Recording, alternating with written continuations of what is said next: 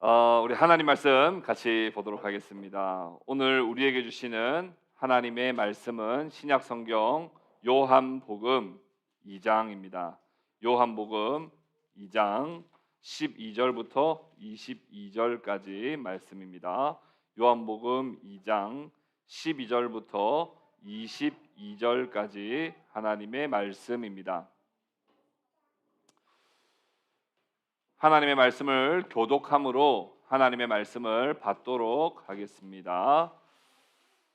우리 12절부터 22절까지입니다. 제가 먼저 하나님 말씀을 읽겠습니다. 그 후에 예수께서 그 어머니와 형제들과 제자들과 함께 가버나움으로 내려가셨으나 거기에 여러 날 계시지는 아니하시니라.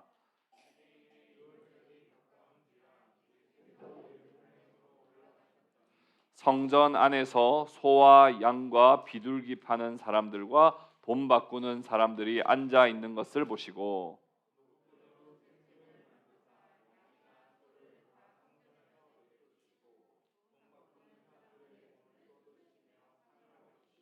비둘기 파는 사람들에게 이르시되 이것을 여기서 가져가라. 내 아버지의 집으로 장사하는 집을 만들지 말라 하시니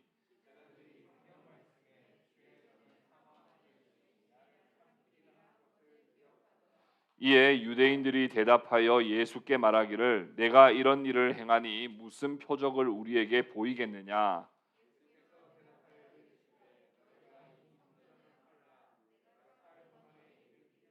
유대인들이 이르되 이 성전은 46년 동안에 지었거늘 내가 3일 동안에 일으키겠느냐 하더라. 같이 읽읍시다. 죽은 자 가운데서 살아나신 후에야 제자들이 이 말씀하신 것을 기억하고 성경과 예수께서 하신 말씀을 믿었더라. 아멘. 오늘은 요한복음 강의 8번째 시간 헐어야 할 성전, 세워야 할 성전이라는 제목으로 하나님 말씀을 나누기를 원합니다. 예수께서 갈릴리 가나의 혼인잔치에서 첫 표적을 나타내심으로 본격적인 공생의 사역이 시작되었습니다. 예수님께서 주로 사역하셨던 곳은 갈릴리의 가버나움 지역이었습니다. 그래서 예수님께서는 나사렛에서 사셨지만 멀리 떨어져 있지 않는 가버나움에서 집중적으로 복음 사역을 하시기 위해서 아마 이주하셔서 그곳에서 머무르시며 하나님의 복음 사역을 하셨던 것 같습니다. 그러나 이주하신 후 얼마 되지 않아 유월절이 가까웠습니다. 유월절이 가까웠다 하는 내용이 오늘 본문의 좀 중요한 내용 중에 하나인데요. 우리가 예수님의 공생애를 3년 조금 넘는 기간으로 봅니다. 근데 여러분 그 근거가 어디에 있을까요? 어떻게 하면 우리가 예수님의 기간이 3년이었다 하는 걸 알 수 있을까요? 그건 마태, 마가, 누가복음에서는 알 수 없어요. 마태, 마가, 누가복음은 그냥 사건 중심으로 내용이 기록되어 있기 때문에 전혀 예수님이 몇 년간 언제쯤 그 일을 하셨는지는 전혀 알 수가 없습니다.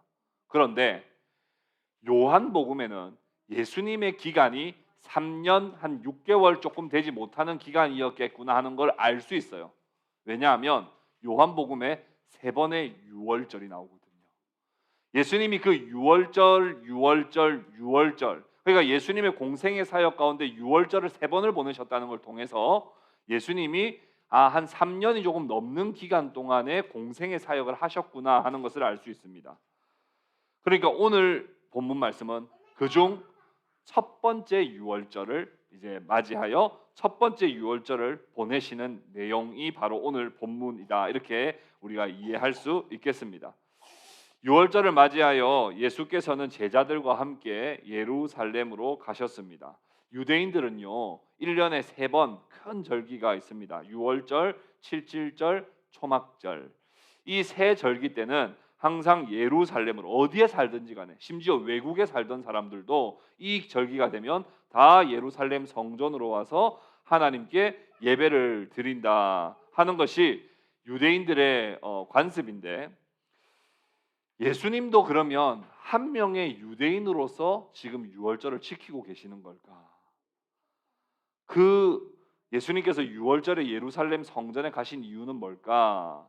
예수님도 그러면 제물을 하나 준비해서 가신 걸까? 우리가 이 내용을 한번 생각해 보면서, 예수님은 일반 유대인 중 한 명으로서 이 유월절 예루살렘 성전에 가신 건 절대 아니다. 그럼 도대체 왜 가셨나? 거기서 무슨 특별한 이유라도 있으신 건가 하는 것을 우리가 오늘 본문 말씀 가운데 함께 살펴보려고 합니다. 첫 번째, 유월절에 예수님께서는 성전을 정화하셨습니다. 유월절에 성전을 정화하시기 위해서 오셨다 하는 것을 우리는 알 수 있습니다. 예루살렘 그 성전에 예수님께서 지성소 성소까지 들어가신 게 아니에요. 지성소 성소까지 들어간 게 아니라 지성소 성소 그 밖에 있는 안뜰에 예수님이 들어가셨을 때 예수님은 참으로 기가 막힌 광경을 발견했습니다. 소와 양과 비둘기를 파는 사람과 돈을 바꿔주는 환전상들이 그 안뜰에 떡하니 자리를 차지하고는 그곳에서 마치 시장통처럼 뭐 골라 얼마 막 이런 이야기들이 막 성전의 그 소리로 가득한 걸 봤습니다. 예수님께서 그 자리에서 노끈으로 채찍을 만들어서 그 양과 소를 다 쫓아내셨습니다. 여러분, 오해하시면 안 되는 게 예수님이 꼭 이렇게 무슨 채찍을 만들어가지고 채찍을 막 이렇게 사람들한테 휘두르신 게 아니에요. 이 성경을 자세히 보시면 사람들한테 채찍을 휘두르신 게 아니라 예수님이 오히려 채찍을 맞으셨죠. 노끈으로 채찍을 만드는 건 흔히 양과 소를 칠 때 쓰는 겁니다. 그래서 그걸 채찍을 만들어서 얼른 양과 소를 다 내쫓으시고 돈 바꾸는 사람들의 돈통에 돈이 얼마나 많았겠습니까? 그 돈통을 다 쏟아 부으시고 그 상을 다 엎어버리셨습니다. 벼락이라도 맞은 듯 장사를 하던 사람들은 어안이 벙벙해졌습니다. 느닷없이 나사렛 시골의 한 청년 랍비가 와가지고는 지금 이 성전에서 우리가 지금 절기를 지키기 위해서 하고 있는 이 모든 것들을 다 난장판으로 만들어 놓았기 때문입니다. 아니, 그들이 성전에서 인신매매하고 있는 거 아니잖아요. 성매매하고 있는 거 아니잖아요. 마약 거래하고 있는 거 아니잖아요. 그들은 매우 합법적이고 종교적인 행위를 하고 있었습니다. 산헤드린 공의회가 허락하고 대제사장이 허락한 그 일을 하고 있었을 뿐이었습니다. 6월절 절기를 맞으러 멀리서, 특히 외국에서 멀리서 오는 사람들이 재물을 가지고 성전에 바치려고 가져옵니다. 그런데 여러분, 거리가 멀수록 오다 보면 흠이 없던 양도 흠이 생길까요, 안 생길까요? 흠이 생깁니다.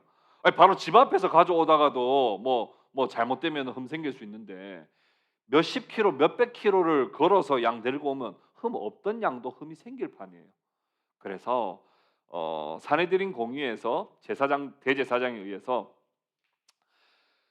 여기에 와서 돈을 주고 흠 없는, 그러니까 대제사장이 인정해주는 양과 소와 비둘기를 살 수 있도록 해주는 제도가 있었습니다. 여러분, 그럼 환전은 왜 했을까요? 환전은 왜 했냐면 그 당시에 그 사람들이 통용하던 그 화폐는 로마의 식민지 지배를 받고 있었기 때문에 로마 황제의 이미지가 그 주화에 다 이렇게 새겨져 있었습니다. 그런데 성전에서는 그걸 받을 수 없다는 거예요. 대제사장들이 하나님께 드리는 성전세는 다 세겔로 바꿔가지고 다 하나님께 드려야 된다, 이렇게 했기 때문에 그들이 와서 성전세를 내기 위해서 다 돈을 환전해야 할 필요성이 있었습니다. 그러나 분명한 건 그들은 최소한 합법적인 행위를 하고 있었고 나름 신앙적인 행위를 하고 있었습니다. 그런데 주님은 왜 이렇게까지 분노하셨을까? 왜 이렇게까지 분노하셨을까? 주님은 마치 안고 없는 찐빵처럼 유월절을 지키는 그곳에 유월절의 의미가 전혀 남아있지 않았기 때문이었습니다. 유월절을 지킨다고 모인 사람들이 유월절의 의미는 하나도 없고 유월절을 지키는 형식과 껍데기만 남아 있었기 때문이었습니다. 여러분, 유월절이라고 하는 게 뭐예요?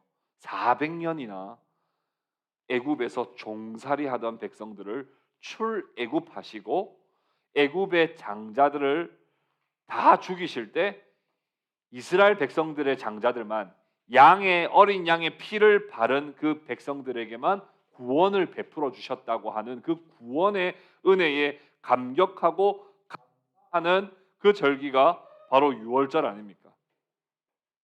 그런데 유월절에 사람들이 모였는데 그 내용이 쏙 빠지고 형식만 앙상하게 남아 있었다는 거예요. 먼 곳에서 오는 사람들을 위한 배려가 필요합니다. 그들에게 조금 더 쉽고 편하게 예배를 드릴 수 있도록 대제사장이 도와주는 건, 그런 배려는 어쩌면 좀 필요한지도 모르겠습니다. 그런데 그것만 남아 있어서 문제였습니다. 성전의 지도자들은 그 의미를 가르쳐 주지도 않았고 그 의미를 제대로 살려서 유월절을 지키도록 인도하지도 않았습니다. 그저 이 절기 동안에 내 배를 불리는 일에만 온통 지도자들은 혈안이 되어 있었습니다. 이러한 지적들은 요한복음 서문의 중심 내용이기도 합니다. 여러분, 요한복음 1장부터 했던 내용들 한번 다시 기억해 보십시오. 요한복음 1장에 세례 요한의 소문을 듣고 대제사장이 당국은 사람들을 보냈던 거 기억나시죠? 그렇게 다 보내서 제사장과 레위인들이 왔습니다. 그런데 그들이 사실 왜 왔습니까? 메시아에 대한 관심 때문에 온 게 아니었습니다. 그들은 오히려 이들이 정치적으로 사회적으로 계속 이슈를 만드니까 그가 메시아인지를 확인차 온 것이지 메시아를 향한 간절함 때문에 온 것이 아니었습니다. 그 당시에 많은 사람들은 메시아를 만났다 하며 세례 요한의 말씀을 듣고 세례를 받는 일들이 일어났는데, 종교 지도자라 하는 사람들은 정작 영적으로 엄청나게 무뎌 있다라고 하는 사실이 요한복음 1장에서 지적하는 바였죠. 요한복음 2장에서 예수님께서 첫 표적을 일으키셨던 가나 혼인 잔치에서 정결 예식에 쓸 물은 많았어요.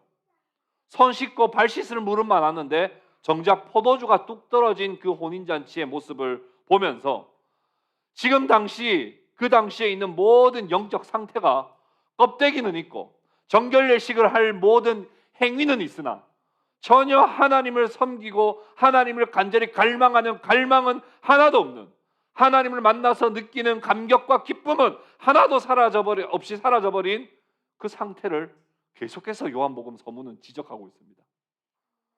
그 바로 이어서 나오는 성전 정화 사건도 마찬가지입니다. 유월절을 지키기 위해 이스라엘에 있는 모든 유대인들은 다 예루살렘으로 모였습니다. 다 성전에 모였어요. 다 제물을 바칩니다. 근데 하나님이 우리를 구원하셨다는 그 기쁨과 감격은 전혀 없이 제물 드리는 것만 신경 쓰고 있습니다. 성전세 세금 내는 것만 그러면 내 할 도리 다 했다는 거예요. 그러면 나 하나님의 백성이라는 거예요. 성전세 세금 냈으니까 나 하나님 백성이지. 유월절에 양 바쳤으니까 하나님 백성이지. 비둘기는 왜 비둘기가 있냐면 비둘기는 가난한 사람들이 드리는 제물이었습니다. 양을 준비할 수 없는 형편에 있는 사람들은 비둘기라도 드리기 위해, 그래서 비둘기도 거기 있었던 거예요.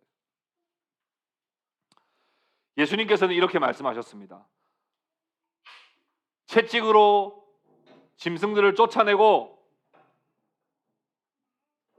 돈이 들어있는 환전통은 다 엎어버리시고 상을 다 뒤집으신 다음에 내 아버지의 집으로 장사하는 집을 만들지 말라. 16절에 이렇게 말씀을 합니다.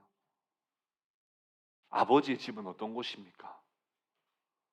아버지께 나아온다는 건 어떤 거예요? 성전은 하나님을 만나는 곳이고 하나님만이 목적이 되는 곳입니다.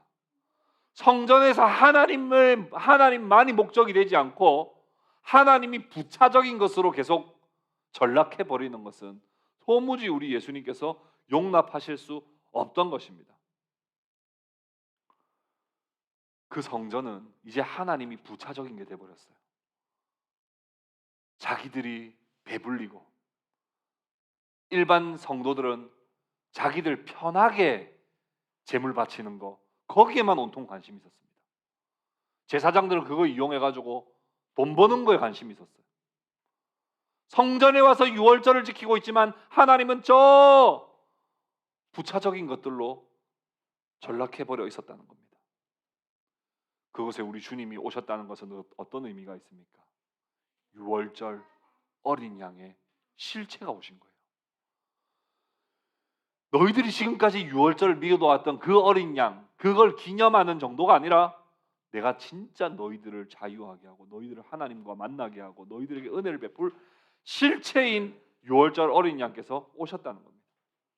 유월절 어린 양의 피를 바르는 자가 구원을 얻는 그것에 대한 실체, 우리 주님께서 십자가의 죽으심으로 그를 믿는 자마다 멸망하지 않고 영원한 생명을 주시기 위해서 그리스도께서 오셨습니다. 그렇기 때문에 주님은 이제는 그 그림자들을 주님이 친히 엎어버리시는 거예요. 이제는 그 그림자 쫓아가지 마라. 그 그림자 이제 소용없다. 이제는 내가 실체다. 나를 믿는 자마다 멸망하지 않고 영원한 생명을 얻게 될 것이다. 예수님께서 유월절 어린 양의 실체로서 성전에 들어오셨을 때 대제사장이 깨어 있었다면 예수님을 영접해야 옳습니다. 성도들이 깨어 있었다면 예수님을 영접해야 마땅합니다.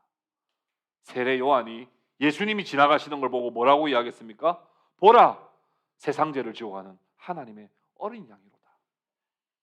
항상 깨어 있다면, 영적으로 항상 하나님과 소통하고 있다면 진리를 볼 수 있는데 영적으로 묻어 있으니까 진짜 주님이 오셔도 방해꾼으로 보이고 진짜 주님이 오셔도 뭐야 저 어디서 못돼 먹은 저기 나사렛 시골 랍비 따위가 어디서 지금 이 성전에 와서 지금 이런 행패를 부리고 있는 거야?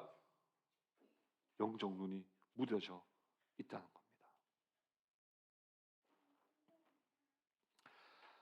하나님을 진정으로 찾지 않는 유월절, 하나님을 만나지 않는 성전, 유월절 어린 양의 그 실체를 알아보지 못하는 그 영적 무지함을 보시고 우리 주님은 분노하시지 않을 수가 없었던 것입니다. 두 번째로 예수님께서 이 유월절 성전에 오신 목적은 허물어져야 할 성전이 있기 때문에 우리 주님은 그것을 말씀하시기 위해서 오셨던 것입니다. 성전에 왔으면 조용히 있다가 갈 것이지 소동을 일으킨 예수님을 향해 유대인들의 눈빛이 따뜻할 리가 없습니다. 대제사장의 눈빛이 따뜻할 리가 없습니다. 장사하는 사람들이 화가 나지 않았을 리 없습니다. 모두가 엄청난 반감을 가지고 있었습니다. 주님을 향하여 엄청난 분노를 가지고 있었습니다. 얼떨결에 당하고 쫓겨나긴 했지만 호락호락할 사람들이 아닙니다. 그들의 분노를 제자들은 느꼈던 것 같아요. 제자들도 처음에는 가자마자 예수님이 막 상을 뒤집어 엎으시고 이러니까 잘못 따라왔나 이런 생각 아마 안 했겠습니까? 그런데 막 사람들이 예수님을 보는 눈빛을 보니까 이 상황을 딱 파악을 해보니까 장난이 아닌 거예요. 그때 제자들에게 말씀이 생각났다. 성경의 은혜, 이 17절 말씀입니다. 우리 17절 말씀 같이 한번 읽어볼까요? 17절 말씀 같이 한번 읽어보겠습니다. 시작. 제자들이 성경 말씀에 주의 전을 사모하는 열심이 나를 삼키리라 한 것을 기억하더라. 아니 평소에 말씀도 잘 기억 못하던 이 제자들이 그 순간에 성령께서 말씀이 기억나게 해주신 거예요. 이건 은혜죠. 은혜죠. 어떤 말씀이 기억났다는 거예요? 이 말씀은 어디에서 인용한 말씀이었냐면 시편 69편의 말씀이 생각난 거예요. 이 제자들이. 시편 69편은 어떤 내용이냐면 고통받는 의인의 호소가 담긴 말씀이 시편 60. 그러니까 제자들이 딱 직감. 저분이 의인이시고 메시아라고 해서 우리가 쫓아오긴 했는데 왠지 고생길이 지금 훤하구나. 고통 받겠구나. 라고 하는 그 시편 69편의 그 고통받는 의인의 호소의 말씀이 딱 생각나면서 예수님이 이들에 의하여서 십자가에 못 박혀 죽으시리라 하는 것이 성령께서 잠깐 이 제자들의 마음에 슉 지나가게 해주셨다라고 하는 겁니다. 저분이 6월절 어린 양의 피를 바른 자가 우리 민족을 구원하셨다라고 하는 걸 믿는 수준을 넘어서 저분 자체가 6월절 어린 양이시고 저분을 믿는 자가 구원받는 그 중요한 단계 속에 저분이 십자가를 지시겠구나라고 하는 것이 순간 성령을 통해 시편 69편 9절의 말씀이 싹 생각나게 했다는 거예요. 분노한 상인들은 전혀 그런 생각이 안 났죠. 정말 화가 났습니다. 그래서 그들이 따지고 싶었던 게 하나 있어요. 너무 어이가 없어서. 뭔데 저 시골 청년이 와가지고 우리 장사하는 걸 방해하나. 너무 어이가 없고 허탈해서 나 하나만 물어보자. 너 누구 믿고 이러는 건데? 아니 지금 우린 지금 대제사장 허락받고 지금 이 일을 하고 있는 거거든. 근데 너는 지금 뭐 믿고 지금 이러는 건데? 라고 묻는 그 질문이 18절 말씀입니다. 18절 말씀 같이 한번 읽어볼까요? 시작. 이에 유대인들이 대답하여 예수께 말하기를 내가 이런 일을 행하니 무슨 표적을 우리에게 보이겠느냐 이렇게 이야기합니다. 이 말은 뭐냐면 너 압수 그 뭡니까 수색영 영장이라도 하나 가져오고 지금 이러는 거야? 보여줘봐. 그냥 이랬을 리는 없을 것 같고. 뭔데? 너 지금 누구 백 믿고 누구 허락받고 누가 보내서 온 사람인데 한번 보여줘봐. 이렇게 물어보는 겁니다. 그때 예수님께서 이렇게 말씀하십니다. 19절 말씀 우리 다 같이 한번 읽어봅시다. 시작. 예수께서 대답하여 이르시되 너희가 이 성전을 헐라 내가 사흘 동안에 일으키리라. 예수님께서는 다소 자극적인 표현을 하셨습니다. 여러분 유대인들에게요 성전을 헌다 이런 표현은요 진짜 쓰면 안 되는 표현이에요. 유대인들은 성전이 헐어진다 하는 건 그들의 그냥 죽는 것과 같은 거예요.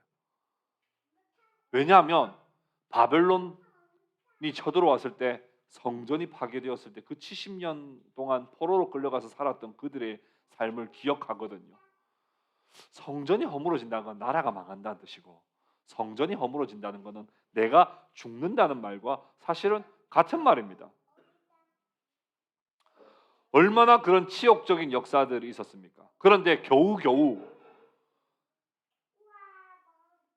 헤롯에 의하여서 화려하고 멋있는 성전이 지금 지어져서 지금 너무너무 좋은데 갑자기 이 시골 랍비가 와가지고 성전을 헐라 이런 표현을 쓴다는 것 자체가 매우 도발적인 말입니다. 그런 성전이 허물어진다는 표현은 농담으로라도 했다가는 재판에 넘겨져서 처벌을 받기 일쑤였습니다. 그러나 주님은 당당하게 명확하게 말씀하셨습니다. 너희가 성전을 헐라 내가 사흘 동안에 일으키리라. 여기서 성전을 헐라 하신 말씀은 자신의 육체를 가리키는 말씀이었습니다. 말씀이 육신이 되어 우리 가운데 거하심에 우리 요한복음 1장에서 이 말씀 중요한 말씀으로 기억했던 거 기억나시죠? 말씀이 육신이 되어 우리 가운데 거하심에라고 하는 이 거하심에라고 하는 말이 어떤 의미라 그랬어요? 하긴 기억하시면 지금 당장 내년에 신학교를 가셔야 돼요. 이거 다 어떻게 다 기억하겠어요? 말씀이 육신이 되어 우리 가운데 거하심에라고 할 때 이 거하심에는 뭐라 그랬죠? 장막을 치다, 성막을 건축하다라는, 성전을 건축하다, 성막을 치다라고 하는 말과 같은 말이라 그랬어요. 그 말은 뭐냐면 말씀이 육신이 돼요. 하나님이 육신이 되어 이 땅에 오셔서 자신이 성전이 되심에라고 하는 말이에요. 맞습니까? 그래서 예수님은 너희가 지금 건물로 손으로 지은 이 성전을 헐어라. 그 말은 결국 내가 죽을 것이다. 그리고 내가 다시 3일 만에 부활할 것이다. 이것을 지금 말씀하고 있는 겁니다. 지금까지 성막과 성전은 그림자요, 실체는 바로 육신으로 오신 하나님이신 예수 그리스도 자신이 참 성전이라고 하는 것을 여기서 말씀을 하시는 겁니다. 이제 실체가 왔으니 그림자에 불과한 예루살렘 성전의 시대는 끝났다는 거예요. 예루살렘 성전의 역할이 분명히 필요했습니다. 이스라엘 백성들은 광야에서 생활할 때 하나님이 우리를 지키신다고 하는 것을 눈으로 보기 위해서 하나님은 성막을 짓게 하시고 성막에 하나님이 거하심으로 자기 자신이 함께 하신다는 걸 보여주셨어요. 중요한 역할이었습니다. 성막 없었으면 이스라엘 백성들 다 죽었습니다. 그러나 성막 때문에 살았습니다. 그 역할 인정합니다. 그리고 가나안 정복을 하고 난 다음 솔로몬의 시대 때 하나님이 성전을 짓게 하셨어요. 성전 필요했습니다. 하나님 그들로 하여금 죄를 용서하시기 위해서, 또 그들을 만나시기 위해, 그들에게 말씀하시기 위해 성전이라고 하는 것이 필요했습니다. 그런데 성막과 성전은 예수님을 예표하는 그림자였다니까요. 그래서 이제 성막과 성전은 이젠 헐어버리고 이제는 오직 예수 그리스도를 믿는 믿음만 있으면 성전에서 누렸던 모든 은혜는 예수님을 통해서 다 누릴 수 있게 되기 때문에 이제는 과거의 성전은 다 허물어져야 한다는 것입니다. 하나님은 더 이상 건물 성전에 거하시지도 않고 건물 성전으로 모이지도 않아도 된다고 말씀하시는 겁니다. 더 이상 양을 잡아서 하나님께 회개하지 않아도 되고 이제는 예수 그리스도의 이름으로 회개하는 자들은 다 용서받게 해주시는 새 시대가 열렸다는 겁니다. 그렇기에 이제는 과거의 옛 제사제도, 옛 건물 성전제도는 다 끝이 나는 것이고 이제는 오직 예수 그리스도를 통하여 하나님께 나가. 이제는 대제사장 만나러 갈 필요도 없어요. 이제는 예수님으로 인하여 주님께 나아갈 수 있게 되었다는 거예요. 그래서 예수님은 성전이 허물어질 것에 대해서 말씀하시기 위하여 예수님은 예루살렘 성전에 6월절에 오셨다 하는 겁니다. 이 성전은 실제로 주후 70년경에 로마에 의해서 완전히 다 무너집니다. 이제는 성전의 동쪽 한 벽면만 남아서 아직까지도 지금 유대인들은 그곳에서 머리를 대고 통곡의 벽에서 기도하고 있는 모습들이 보이죠. 그러나 더 이상 성전은 지어질 수 없어요. 더 이상 성전은 지어질 수 없어요. 제가 지난번에 금요기도에 한번 말씀드렸는데 주님은 이 성전이 이제는 헐어져야 된다고 말씀했어요. 근데 오늘날 많은 교회들이요 계속 성전 건축을 하고 있어요.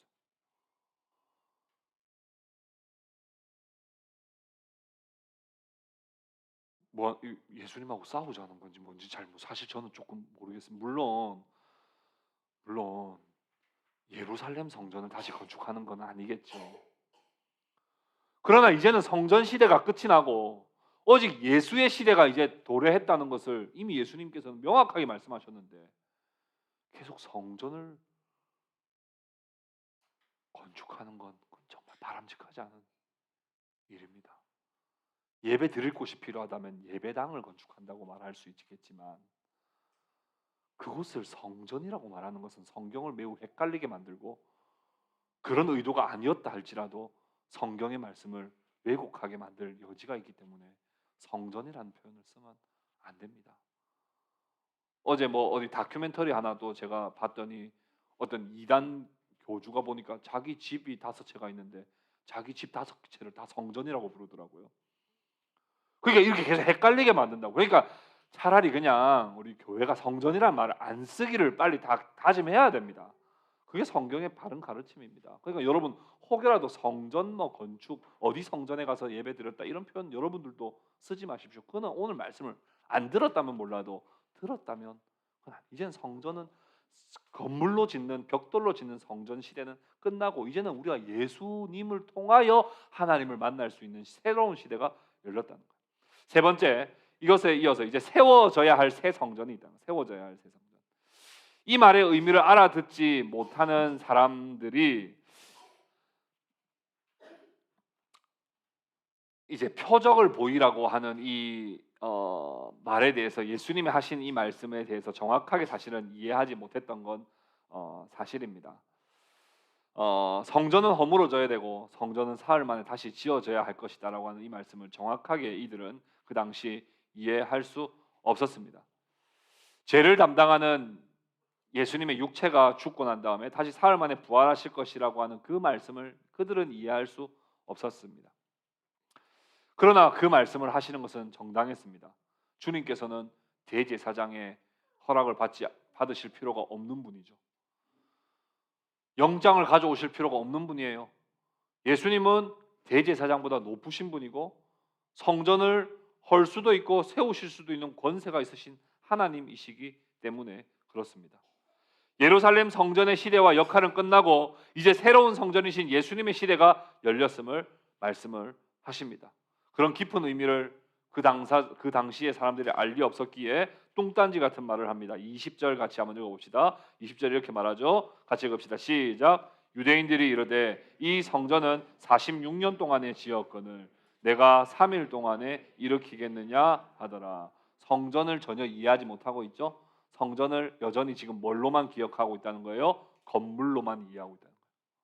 건물. 46년 동안 지었는데 그 건축을 이야기하는 건축 기간을 이야기하는 거예요. 근데 너가 어떻게 3일 만에? 너가 다시 또 어떻게 3일 만에? 뭐 포크레인 가져온다고 뭐 되겠어? 3일 만에 어떻게 너가 짓는데? 영의 눈이 어두워서 하나님 말씀을 잘 듣지 못하니까 이런 말을 하는 거예요. 그런데 21절 22절 보십시오. 나중에 제자들은 알게 됩니다. 이 말의 의미가. 21절 22절 같이 읽읍시다. 시작. 그러나 예수는 성전된 자기 육체를 가리켜 말씀하신 것이라. 죽은 자 가운데서 살아나신 후에야 제자들이 이 말씀하신 것을 기억하고 성경과 예수께서 하신 말씀을 믿었더라. 새로운 시대가 열렸습니다. 성전은 새로운 시대의 전환을 항상 의미했습니다. 출애굽하고 난 다음에 시내산에서 언약을 맺어서 이제 하나님 백성으로 살아갈 때 하나님은 성막을 만들라 하셨어요. 성막과 성전을 만들 때 항상 새 시대의 전환의 의미도 있습니다. 그리고 이제 가나안 전쟁을 마치고 이제는 평화를 가져왔을 때 하나님은 건물 성전을 지으라고 솔로몬 시대에 성전을 건축하게 하셨죠. 그리고 바벨론 70년 포로 기간을 마치고 다시 귀환했을 때 다 파괴된 성전을 다시 허름하게라도 건축합니다. 이제는 포로 시대가 끝났다는 것을 의미하는 거죠. 그리고 하나님의 침묵의 시기에 하나님이 침묵하는 시기에 헤롯을 통해서 다시 성전을 화려하게 짓게 만듭니다. 이처럼 성막과 성전을 건축하라고 하시는 이 의도는 새로운 시대가 열렸다는 거예요. 이제 예수님께서 말씀이 육신이 되어 우리 가운데 성전으로 오심에 라고 하는 이 말씀을 통하여 이제는 새로운 시대가 열렸습니다. 예수님을 통해서 우리는 하나님과 화해할 수 있고 예수님을 통해서 우리는 하나님께 기도드릴 수 있으며 예수님을 통해서 우리는 죄를 용서받을 수 있고 예수님을 통해서 우리는 세상 끝날까지 동행함을 우리는 누리게 됩니다. 성전으로 찾아가지 않으셔도 돼요, 여러분. 양을 가지고 다시 예루살렘으로 가시지 않으셔도 돼요. 비행기 타고 날아가시지 않으셔도 돼요. 대제사장 만나지 않으셔도 돼요. 여러분들이 있는 그 자리에서 예수님을 간절히 의지하면 예수님은 여러분들의 죄를 용서해 주실 뿐만 아니라 하나님이 여러분들과 만나 주시고 하나님이 여러분들에게 도움도 주시고 여러분들에게 은혜를 베풀어 주십니다.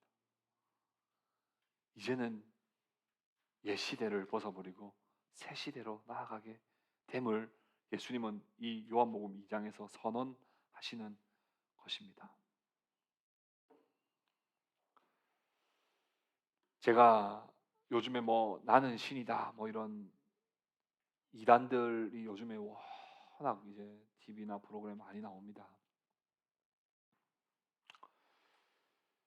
제가 그걸 보면서 많은 생각이 들었지만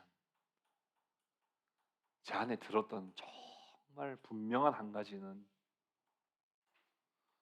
그들의 분명한 특징이 한 가지 공통적 특징이 있는데 그게 뭐냐 모든 하나님께로 나아가는 모든 과정 속에 교주를 통하더라는 거예요.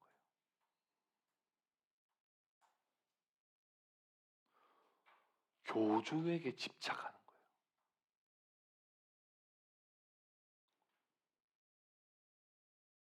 그래서 결국은 교주를 믿게 되는 것이고 더 나아가서 교주가 하나님인 것처럼 이제 보게 돼요. 새 시대에는 하나님이 교회의 직분자를 통하여 교회가 더 하나님 앞에서 바로 세워지도록 일하시긴 하지만 목사를 통해서 하나님께로 갈 수 있는 게 아니에요.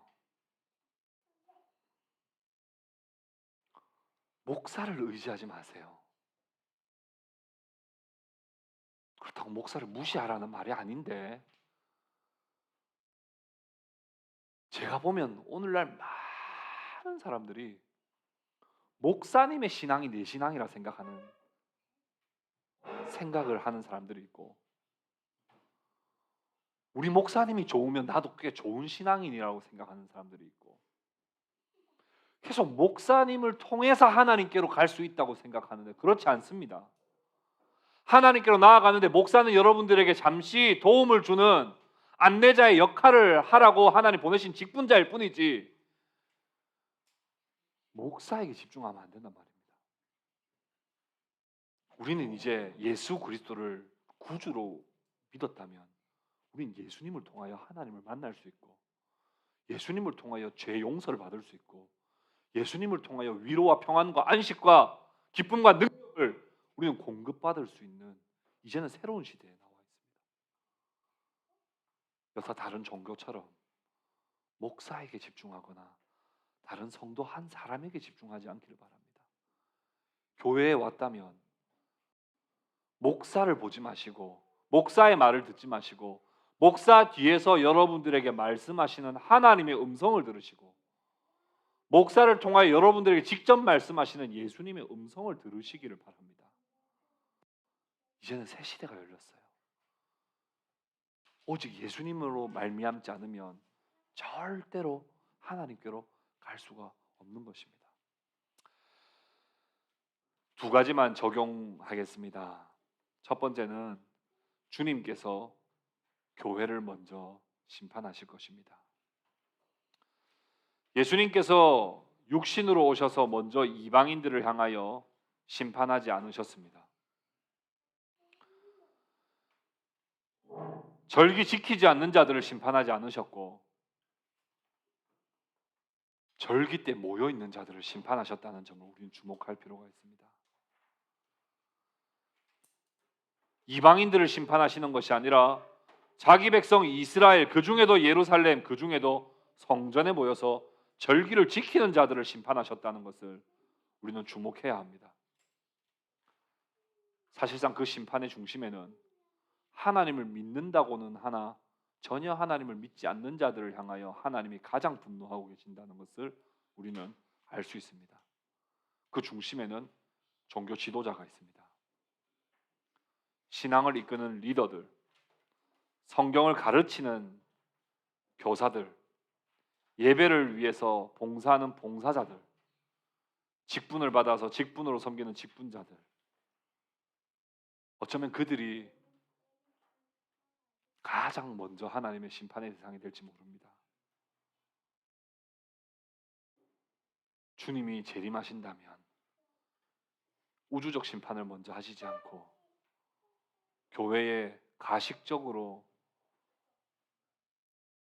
교회에 존재하는 자들을 먼저 심판하실 겁니다. 저는 이번 주 내내 이 말씀을 묵상하고 준비하면서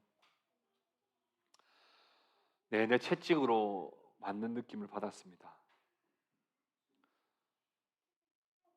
주님께서 제 안에 있는 탐욕을 들추시고 쏟아 부으시는 것을 경험했습니다.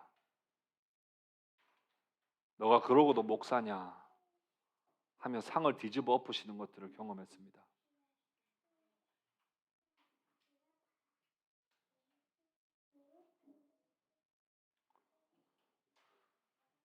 경건의 모습은 있지만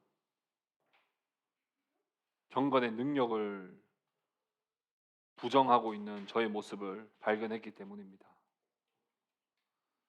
신앙적인 형식은 있지만 하나님은 늘 부차적으로 미루어내고 다른 탐욕에 사로잡혀 있는 제 모습을 발견했기 때문입니다.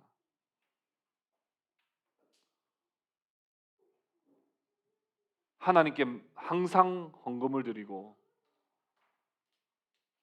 최선의 헌금을 드렸다고 생각했지만 정작 그 헌금 안에 하나님을 향한 믿음과 신뢰가 없음을 발견했기 때문입니다. 성도들을 사랑하라고 보냈더니 성도들을 관리하고 있었기 때문입니다. 예배를 인도하는 예배자로 세워놨더니 하나님을 바라보기보다 내 앞에 사람들이 어떻게 반응하고 있나 그 사람들의 반응을 살피고 있었기 때문입니다. 목회 사역이 주께서 책임지시리라는 믿음보다는 내가 결과를 만들어내야 한다는 내 노력과 내 아집으로만 가득했음을 발견했기 때문입니다. 심판 대상의 1순위는 다른 사람이 아니라 나 자신이라는 생각에 정말 탄식과 회개가 터져 나오지 않을 수가 없었습니다. 놀라운 것은 예수님께서 첫 번째 유월절에 이렇게 성전 정화 사건을 하시고 세 번째 유월절을 보내실 때 다시 성전 정화 사건을 또 일으키십니다. 충격적인 사실을 발견했습니다. 예수님이 성전을 정화하셨으면 그 다음 해부터는 성전의 분위기가 바뀌어야 할 터인데 예수께서 경고하셨음에도 불구하고 1년 뒤에 또 그 1년 뒤에도 여전히 자기 방식대로 바뀌지 않은 채 똑같이 성전에서 하나님 없는 유월절을 지키고 있는 모습들을 보고 우리 주님은 다시 상을 둘러 엎으지 않으실 수가 없었던 것입니다. 그들이 예배를 드리지 않아서 심판받은 것이 아니라 예배를 드리는데 심판을 받았습니다. 봉사를 하지 않아서 심판받으신 것이 아니라 봉사를 하고 있는데 심판을 받은 겁니다. 헌금을 하지 않아서 심판을 받은 게 아니라 하나님께 제물을 다 드리고 있는데도 심판을 받은 것입니다. 주님은 이방을 심판하시고 불신자들을 심판하시겠지만 믿는 자들 가운데서도 바르게 믿지 않는 자들을 심판하실 겁니다. 이 엄중한 경고를 듣고 변화와 개혁이 우리 가운데 일어날 수 있기를 바랍니다. 두 번째 적용할 것은 내 몸이 성전이라는 겁니다. 예수님의 말씀대로 70년 로마 AD 70년에 로마군에 의해서 성전 건물은 완전히 허물어졌습니다. 더 이상 사람이 만든 돌로 된 성전에 하나님은 거하시지 않습니다. 그러면 하나님은 어디에 거하시겠습니까? 하나님은 새 성전이신 예수께서 성령으로 성도들의 마음속에 내주하시며 성도들의 마음에 거주하심으로 성도들의 성전이 되었습니다. 고린도전서 6장 19절에 너희 몸은 너희가 하나님께로부터 받은 바 너희 가운데 계시는 성령의 전인 줄 알지 못하느냐. 너희는 너희 자신의 것이 아니라 말씀하셨습니다. 우리 몸이 이제는 하나님이 거하시는 성전입니다. 우리 몸이 성전이라면 우리는 거룩한 삶을 통하여 하나님을 예배하는 삶을 살아야 합니다. 주일날 잠시 하나님 앞에 나와서 예배드리고 예배와 상관없이 사는 우리의 일주일의 삶이 아니라 하나님 앞에 거룩하게 드려지는 이 예배를 시작으로 이번 일주일의 삶을 성전답게 예배자의 삶을 살아내야 되는 것입니다. 로마서 12장 1절 2절에 이렇게 말씀합니다. 그러므로 형제들아 내가 하나님의 모든 자비하심으로 너희에게 권하노니 너희 몸을 하나님이 기뻐하시는 거룩한 산 제물로 드리라. 이는 너희가 드릴 영적 예배이니라. 너희는 이 세대를 본받지 말고 오직 마음을 새롭게 함으로 변화를 받아 하나님의 선하시고 기뻐하시고 온전하신 뜻이 무엇인지를 하라. 하나님께 우리는 드릴 거룩한 우리의 몸을 하나님께 드려야 할 예배의 삶을 살아내야 됩니다. 그러려면 이 세대를 절대로 본받아서는 안 됩니다. 이 세상을 본받으면 안 됩니다. 이 세상의 유혹과 미혹에 넘어가면 안 됩니다. 하나님이 도대체 무엇을 원하실까? 하나님이 기뻐하시는 것이 무엇일까를 생각하고 그렇게 살아낼 때 우리의 삶이 하나님께 드려지는 예배의 삶이 되는 것입니다. 그 구체적인 삶을 로마서 12장에 이렇게 계속 이어서 말합니다. 10절에 이렇게 말해요. 형제를 사랑하여 서로 우애하고 존경하기를 서로 먼저 하며. 11절에 이렇게 말합니다. 부지런하여 게으르지 말고 열심을 품고 주를 섬기라. 12절에 이렇게 말합니다. 소망 중에 즐거워하며 환난 중에 참으며 기도에 항상 힘쓰며. 13절에 성도들의 쓸 것을 공급하며 손대접하기를 힘쓰라. 이것이 바로 예배하는 삶이라는 거예요. 여러분 매일매일 큐티하십시오. 매일매일 기도하십시오. 근데 그게 예배하는 삶의 전부는 아닙니다. 매일매일 큐티하시고 매일매일 기도하시고 뿐만 아니라 형제 사랑하기를 힘쓰시고 서로 존경하기를 힘쓰고 부지런하여 게으르지 말고 주님을 섬기십시오. 소망 중에 즐거워하고 환난 중에 참고 기도 항상 하십시오. 성도들을 쓸 것을 늘 공급하기를 힘쓰고 손대접하기를 힘쓰십시오. 이게 바로 성전인 우리의 예배입니다. 마지막으로 히브리서 13장 16절에 이렇게 말씀합니다. 오직 선을 행하고 서로 나누어 주기를 잊지 말라. 하나님은 이 같은 제사를 기뻐하시느니라. 하나님이 기뻐하시는 제사, 하나님 기뻐하시는 예배를 선을 행하는 것과 나누어 주기를 힘쓰는 것을 예배라고 성경은 말합니다. 여러분 매일매일 삶 속에서 인색하지 마시고 하나님이 나를 축복의 통로로 이 세상에 보내셨음을 기억하시고 이번 일주일의 삶을 삶 속에서 나누고 사랑함으로써 하나님께 예배하는 그런 여러분 몸이 바로 성전인 그런 예배의 삶을 살아가는 그런 저와 여러분들이 다 되실 수 있기를 주님의 이름으로 축복합니다. 우리 함께 하나님